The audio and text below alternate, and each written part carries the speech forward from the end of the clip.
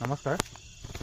গৈ আছোঁ মাংস আনিবৰ কাৰণে দোকানৰ পৰা গাঁৱৰ ৰাস্তা দি, আৰু বেছি দূৰ নহয়, আধা কিলোমিটাৰমান হ'ব চাগে আমাৰ ঘৰৰ পৰা। এনেই খোজকাঢ়ি গধূলি সন্ধিয়া সময়ত খোজকাঢ়ি যোৱাও হয়, আৰু লগতে মাংসটো লৈ আহিম বুলি ভাবিলোঁ। আমাৰ ইয়াত ব্ৰইলাৰ কেজি 250 টকা। 250 টকা, 250 আপোনালোকৰ ফালে কিমান জনাব। আৰু বিশেষ নাজানো ভিডিঅ' বনাবৰ কাৰণে, প্ৰথম আৰম্ভণি কৰিছোঁহে বনাবৰ কাৰণে, শিকিছোঁ আৰু লাহে ধীৰে। কণ্টেণ্টবিলাকো ইমান বিচাৰি পোৱা নাই, এনেধৰণৰ নৰ্মেল সৰু ব্লগ বনাম বুলি ভাবিছোঁ। আৰু কি ক'ম, বিশেষ নাই তেনেকুৱা।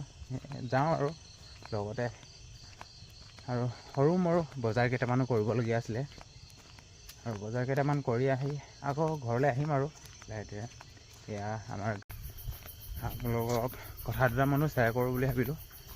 বিশেষকৈ এই মাংস আনিলোগৈ দেই, মাংস আধা কেজি আনিছোঁ, তাৰপিছত লগত মছলা আনিছোঁ আৰু এনেকৈ। আৰু কথা দুটামান কওঁ বুলি ভাবিলোঁ। এইবাৰ মই হায়াৰ ছেকেণ্ডেৰী এক্সাম দিছোঁ।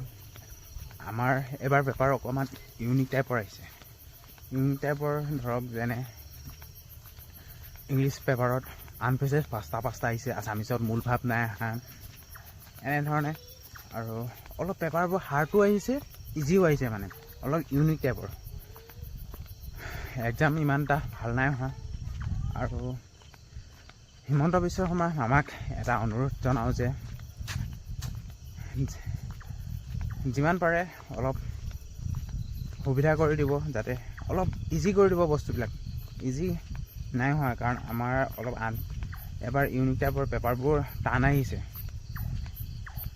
এই মামালৈ এটা ৰিকুৱেষ্ট মোৰ ফালৰ পৰা, আপুনি আমাৰ বাৰতো যি হ'ল আৰু ঘৰো পাবহি হ'লোঁ আৰু বেছি দূৰ নাই, আৰু অকণমান আছে।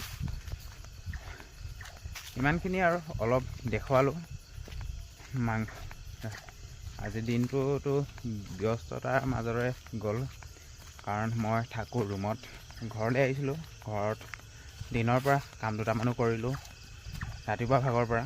তাৰপিছত আবেলি অকণমান এটা খেলিব গ'লোঁ, কাৰণ মই বিশেষকৈ ক্ৰিকেট খেলি ভাল পাওঁ। তাৰপিছত এতিয়া মাংস আনিব গ'লোঁ, তাকে আপোনালোকক দেখাওঁ বুলি ভাবিলোঁ। গতিকে আজিলৈ ইমানেই আৰু।